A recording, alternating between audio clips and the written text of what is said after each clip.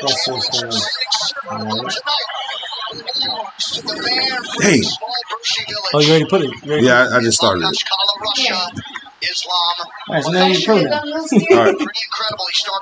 Alright. Y'all know what it is. Not Your Average Fight Cast. We had some real technical difficulties today. Real technical difficulties. But hey, you live and you learn. You know what I mean? Like they say, as you grow, as you get older, it's not a day you don't learn. So we learned tonight. I'm just finishing watching the main event. Had to do this. We're gonna do a post fight. You know, since I wasn't able to do the main commentating on the fights, we're doing a post fight. Literally just watch Islam. You can probably hear in the background. Let me turn it off. Islam Makhachev, Islam Makhachev submits Charles Oliveira in round 2. Wow. I did not call that. I thought Charles would be able to pull it out, but he wasn't able to. Islam got him in a one-arm choke. Charles came in with a flying knee. Islam countered with a right hand. Well, actually, it was a left and a right, but he connected with the right, sat Oliveira down, got him in the one-arm choke, and tapped Charles Oliveira. It's wow. Real quick, also, co-main event, Aljamain Sterling versus TJ Dillashaw. I don't know if you saw.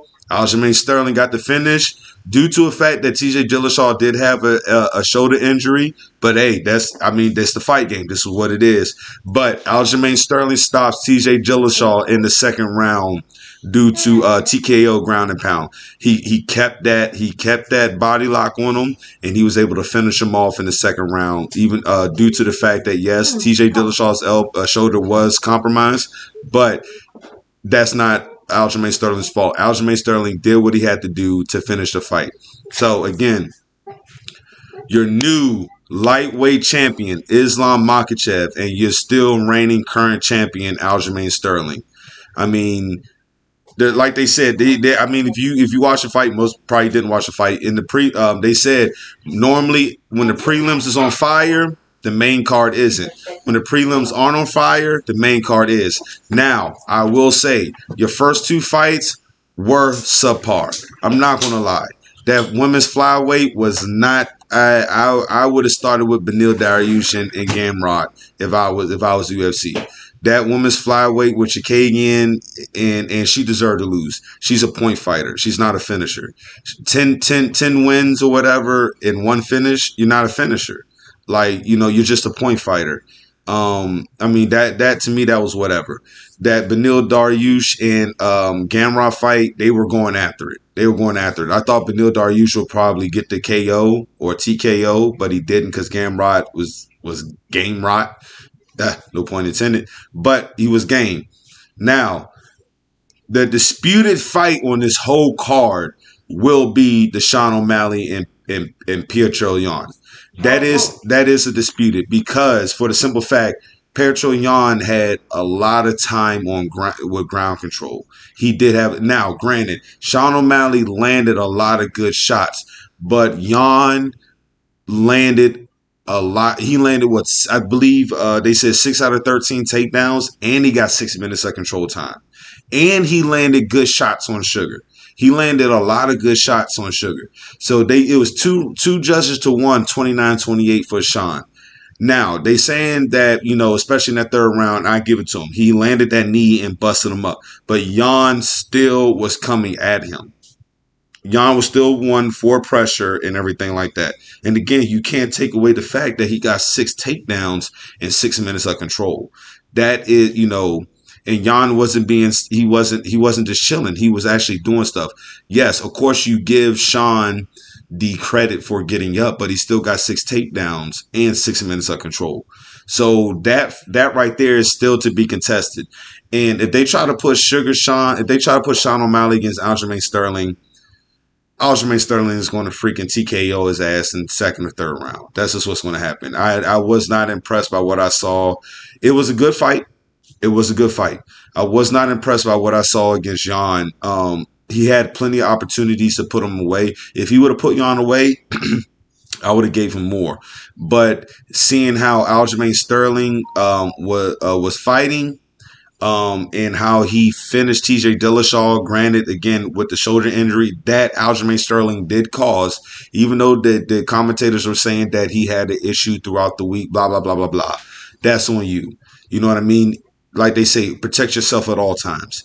Boxing, MMA, whatever type of fighting you're doing, even in life, protect yourself at all times. So that's on TJ Dillashaw for not protecting himself when he was getting taken down in the first round and got his shoulder dislocated. So that's on TJ Dillashaw. Because he was doing the whole switch dance. He was doing the break dance fighting. You know what I'm saying? Everybody was break dance fighting. He was doing all of that stuff. But when he threw the kick and Aljamain caught it, you know, and he took him down, you know what I mean? That's when he popped the shoulder out of place. That's on TJ. That's on TJ. You know, that's, I mean, and that was on Sterling for doing the correct thing. Sterling did the correct thing. So, you know, TJ, he's 36 years old, going on 37. This definitely will most likely be his last shot at a title. And that's just what it is. Aljamain Sterling, you know, reigning, defending, put him up against Sean O'Malley. I actually want that fight for Sterling because he can absorb a lot of the hype and nonsense that Sean O'Malley is getting. I would love to see Sterling take Sean O'Malley down, body lock his ass, and fucking put his fucking face into the mat. And that's exactly what's going to happen. Sterling is not going to sit there and go blow for blow. He's going to do what he does, and that's take him down. Like Sterling said in his post fight comment after the victory, he's the anaconda, he's the backpack king. Do what got you to the dance and keep dancing. You know, that's what happens with champions. When they try to change up and try to do new and different shit, that's how they lose their belt. Do what got you to the dance and keep dancing. Period. End of discussion. Now again, we're gonna round back out to Makhachev and Oliveira. Boy, oh boy, I did not. What a fucking finish! What a fucking finish! And I think Habib as a coach on this card. I think Habib was coaching 3 or 4 fighters. I know 3 for a fact, and I think it was 4. But even if it's 3 or 4, he's 3-0 or 4-0 on this card as a coach. All his fighters on this card won. All his fighters on this card won. 2 for sure won by TKO submission stoppage. Bilal Muhammad and Islam Makhachev. Bilal Muhammad, now a lot of people saying, oh, it was an early stoppage. It did seem early, but Bilal Muhammad was feeding everything in the kitchen cupboard to Brady before the rest jumped in. And there was like 13 more seconds on the clock. So he would have got punished for another 13 seconds. Okay, yeah, well, they could have lasted until, you know, let it go until the 3rd round. But Bilal would have came in the 3rd round with Habib in his corner saying fucking finish him like Mortal Kombat 1. Would finish him coming across his fucking eyes. You know, and he would have got beat for another 2.5 minutes before they stopped the fight anyway. So remember, these judges don't care about what we as the consumers or the fight fans care about. They care about the fighter safety. And if you did not watch that fight, which was free on prelims, well, not technically free, you still had to have ESPN Plus.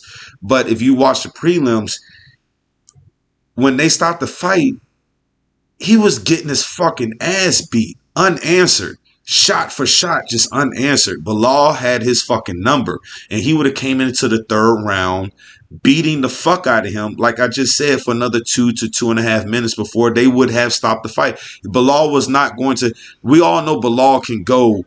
3 minutes is nothing to that dude. Nothing to that dude. The motherfucker is a machine.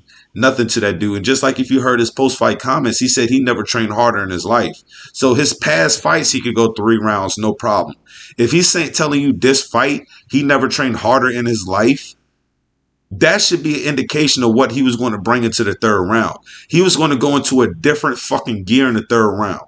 So that would be more brain damage and bodily damage to Brady that needed to be done.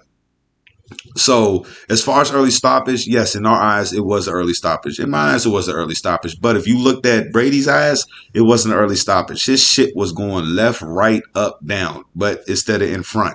He was all over the place. So it really technically wasn't an early stoppage. It was a right on time stoppage to save this man from taking any more unnecessary damage than what it was, because he was not going to come back. He was not going to come back. This was not a Kamaru Usman Leon Edwards fight. Kamaru was putting damage on Leon, but not like how Bilal was fucking feeding the fuck out of Brady. He was feeding him like a baby, like he was 3.5 months. Airplane, like all that shit. He was just feeding him. Once he started hitting with them uppercuts, he was just feeding him nonstop. So all in all, this was a pretty good card, except for the prelims. There was a lot of decisions on this card. A lot of decisions. It was somewhat upsetting. People were coming out fired up, but it's still you still want to see TKOs to KOs to submission finishes versus more decisions than anything.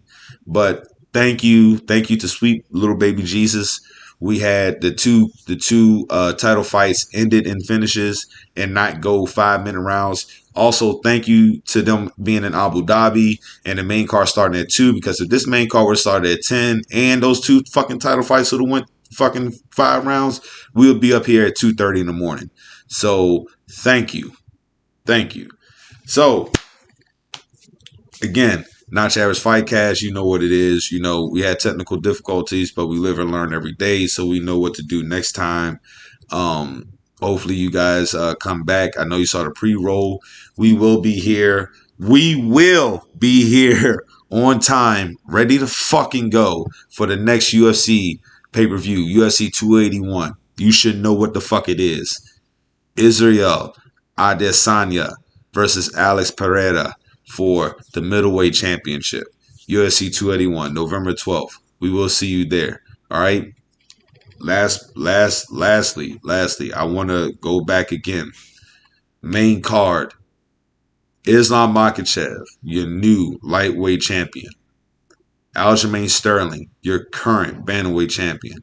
Sean O'Malley, now your new number 1 contender. Contested, but the judges did it in Abu Dhabi. This is not America. This is Abu Dhabi, but they still could have got paid under the table with the sandpaper. You know what I'm saying? You know, no pun intended. Sean O'Malley, now your number 1 contender at bantamweight. Beneil Dariush wins again at lightweight, but he's going to have to probably go another 3 fights at lightweight, because that's just what it is. Because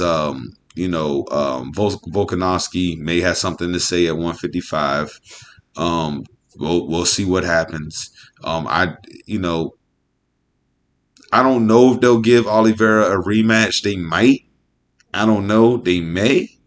Who knows? But for right now, I mean, he beat everybody else. You know, he beat Poirier, he beat Gaethje. Chandler and Poirier about to fight, even though Beneil just won. It's like, they may do a number 1 contender spot with Charles Oliveira and Beneil Dariush, or they may give Beneil Dariush the nod to go ahead and fight. I don't know. We'll see. But if it's Beneil versus Islam all day. I'm sorry. Allah Huda. I don't know how to say it, but I'm close enough. So if it is between Islam and Beneil, Islam all day. And then the first fight on the main card, Caitlin Jukagian versus Manaf Ferreira. I can't remember. Uneventful. Jukagian lost because she's a point fighter. She's not a finisher. But it doesn't matter. Neither one of them has a stance against Valentina Shevchenko. So I don't know who's going to beat the Bullet, but it ain't you, because can't nobody beat a Bullet but Superman.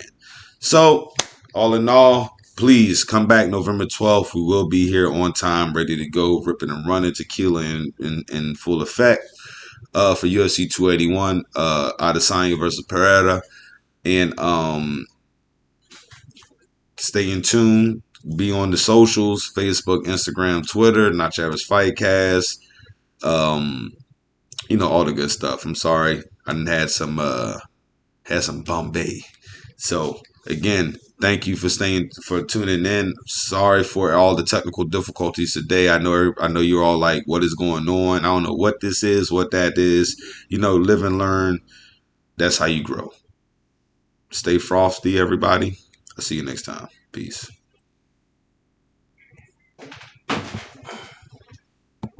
Well, now you know how to do it.